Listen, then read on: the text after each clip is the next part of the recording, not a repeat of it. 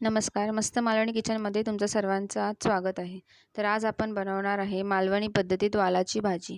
आणि ही वालाची भाजी बनवणं खूपच सोपं आहे आणि आपण घरच्या घरी साहित्यांमध्ये हिला बनवू शकतो. तर आता ही बनवण्यासाठी काय काय साहित्य लागते ते आता आपण या व्हिडिओमध्ये बघणार आहे. आज मालवणी किचनमध्ये आपण वालाची भाजी बनवणार आहे. तर मी इथे वालाची डाळ घेतली आहे आणि त्या रात्रभर मी भिजत ठेवलं होतं. तुमच्याकडे वालाची अगर डाळ नसेल तर तुम्ही अख्खे वाल पण भिजवू शकता, पण वाल सोलायला त्रास होतो म्हणून मी ही वालाची डाळ घेतली आहे. ही तुम्हाला कोणत्या पण किराणा दुकानामध्ये मिळू शकते. मी इथे एकच वाटी डाळ घेतली आहे कारण की ही मी 4 माणसांसाठी भाजी बनवणार आहे. त्या भाजीमध्ये आता मी एक छोटा बटाटा टाकते कारण की मला बटाटा खूप आवडतो. जर तुम्हाला आवडत असेल तर तुम्ही त्याच्यामध्ये टाकू शकता, नाहीतर हा ऑप्शनसाठी आहे. तर आता वालाची भाजी बनवण्यासाठी आपण हे सर्व साहित्य घेतलं आहे. तर त्यासाठी मी हे 2 इंच आलं घेतलं आहे, 4 हिरव्या मिरच्या घेतल्या आहेत, 5 लसूणच्या पाकळ्या घेतल्या आहेत. तर आता त्या सर्वांना आपल्याला मिक्सरला लावून घ्यायचं आहे. सामान लागतं ते आपण बघूया. तर त्यासाठी इथे मी 2 मिरच्या घेतल्या आहेत, 1 इंच आलं घेतलं आहे आणि 4-5 लसूणच्या पाकळ्या घेतल्या आहेत. तर त्या सर्वांना आपण आता मिक्सरला लावून त्याची पेस्ट बनवून घ्यायची आहे.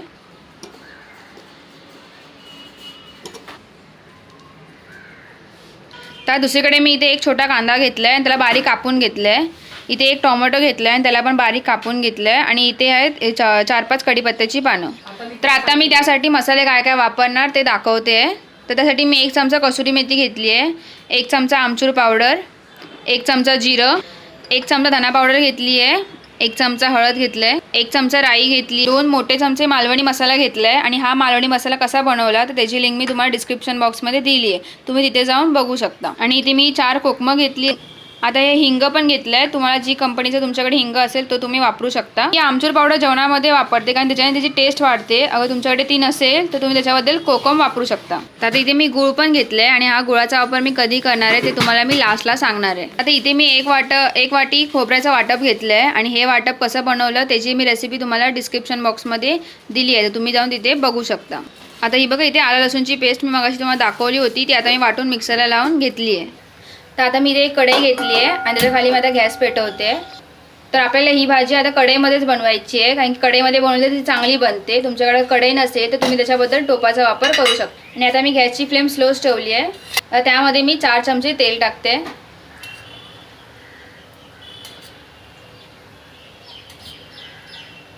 आता मी हे तेल गरम करायला ठेवलं आहे. आता तेल चांगलं गरम झाल्यावर आपण त्यामध्ये राई टाकणार आहे. गरम झालं आहे तर आता त्यामध्ये मी राई टाकते. राईला आपल्याला चांगलं तडतडायचं आहे.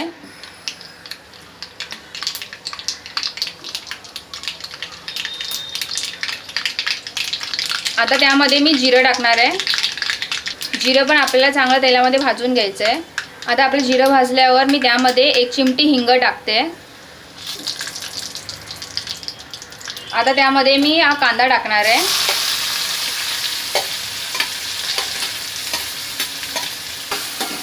त्याला आपल्याला चांगलं त्या तेलामध्ये परतून घेऊया कांदा.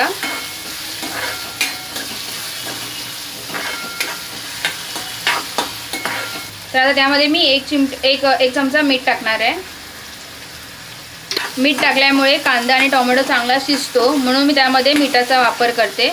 आता मी त्यामध्ये आलं लसूणची पेस्ट टाकणार आहे. लसूण थोडी चिकट असते, मग आपण मीठ टाकल्यामुळे ती लसूण भांड्याला चिटकत नाही, त्यामुळे मी त्याचा पहिला मिठाचा वापर त्याच्यामध्ये करते.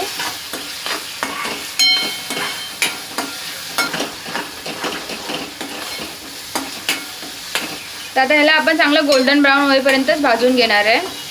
तर हा बघा, आता आपला कांदा गोल्डन ब्राऊन होत आला आहे थोडा थोडा. आता त्यामध्ये मी कढीपत्त्याची पानं टाकणार आहे आणि आता आपण त्याला पण व्यवस्थित मिक्स करून घेऊया. तर आता त्यामध्ये मी टोमॅटो टाकते आणि त्याला आता आपल्याला चांगलं मिक्स करून घ्यायचं आहे. तर ह्याला मी ढाकण ठेवून 5 मिनटं शिजवून घेणार आहे. असं केल्यामुळे त्याची चव पण खूप चांगली वाढते आणि ग्रेव्ही पण खूप छान बनते. तुम्ही बघू शकता आता आपले 5 मिनटानंतर आपला टोमॅटो आणि कांदा चांगला शिजला आहे. आता मी त्यामध्ये हळद टाकते, धना पावडर आणि आपला मालवणी मसाला. तर आता आपले सर्व मसाले टाकून झाले आहेत. तर आता आपण त्याला चांगलं मसाल्यामध्ये परतून घेऊया.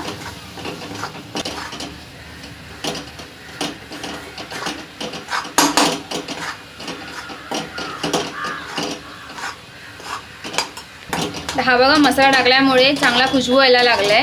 हा मालवणी मसाला खूपच चांगला बनलाय. तर तुम्ही पण याची रेसिपी एकदा नक्की जाऊन बघा. मी डिस्क्रिप्शन बॉक्समध्ये याची लिंक दिलेली आहे. आता त्याच्यावरती मी ढाकण ठेवून परत 2 मिनटासाठी त्याला शिजवून घेणार आहे.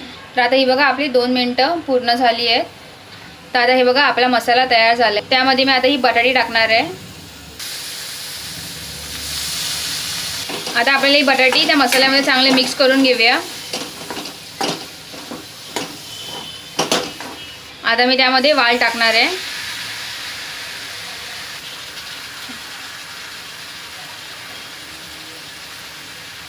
तर आता याला आपण चांगलं परतून घेणार आहे. सर्व मसाले, वाल आणि आपला बटाटा चांगला मिक्स झाला पाहिजे.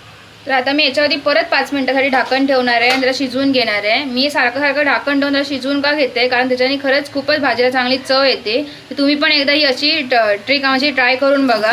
थोडा वेळ लागेल पण तुम्ही याला करून बघा. मिनटं झाली आहे. तर आता मी याला परत परतून घेणार आहे. तर आता हे बघा आपलं हे परतून झालं आहे. आपल्या भाजीचा कलर पण खूपच छान आला आहे. ग्लास पाणी टाकणार आहे. मी या भाजीचा थोडा रसाच बनवणार आहे, कारण की आपण चपाती बरोबर आणि भातासोबत पण खाऊ शकतो. तुम्हाला सुकी बनवायची आहे तर तुम्ही सुकी बनवू शकता. तुम्हाला ओली बनवायची आहे तर तुम्ही ओली बनवू शकता. आता ही भाजी शिजायला आपल्याला 15 मिनटं लागणार आहे. तर त्याच्यावरती मी ढाकण ठेवून याला 15 मिनटं शिजवून घेणार आहे. तर मी हा मध्ये चमचा का ठेवते, कारण की त्याच्यामध्ये जी वाफ असते ती निघून जाते आणि त्याच्यामुळे भाजी खाली लागत नाही. तर आता 15 मिनटानंतर आपण बघूया आपली भाजी कशी झाली आहे. 15 मिनटं आपली झाली आहे आणि आता आपली भाजी चांगली व्यवस्थित शिजली आहे. बटाटी पण त्याच्यामध्ये शिजले आहेत आणि वाल पण व्यवस्थित शिजले आहेत. तर आता त्यामध्ये मी वाटप टाकणार आहे. हे आपलं ओल्या खोबऱ्याचं वाटप आहे. तर हे कसं बनवलं याची पण मी लिंक तुम्हाला डिस्क्रिप्शन बॉक्समध्ये दिली आहे. तर आता हे बघा, तुम्हाला मी बोलली होती की मी गुळाचा वापर कधी करणार ते सांगणार आहे. तर आता हे बघा, आता मी याच्यामध्ये गूळ टाकणार आहे आणि आता याच्यावरती आपण आमचूर पावडर टाकूया. तुमच्याकडे आमचूर पावडर नसेल तर तुम्ही कोकमाचा वापर करू शकता. तर आता या सर्वाला आपण मिक्स करून घेऊया.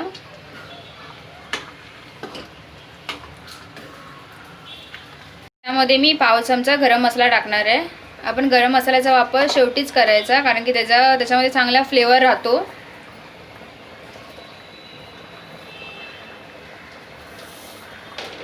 तर आता त्यामध्ये मी 1 चमचा कसुरी मेथी टाकणार आहे. तिला मी पहिलं असं चुरून घेतलं आहे आणि मग त्याच्यावरती मी ती टाकणार आहे. तरी बघा, आता त्या सगळ्यांना व्यवस्थित आपण मिक्स करून घेतलं आहे.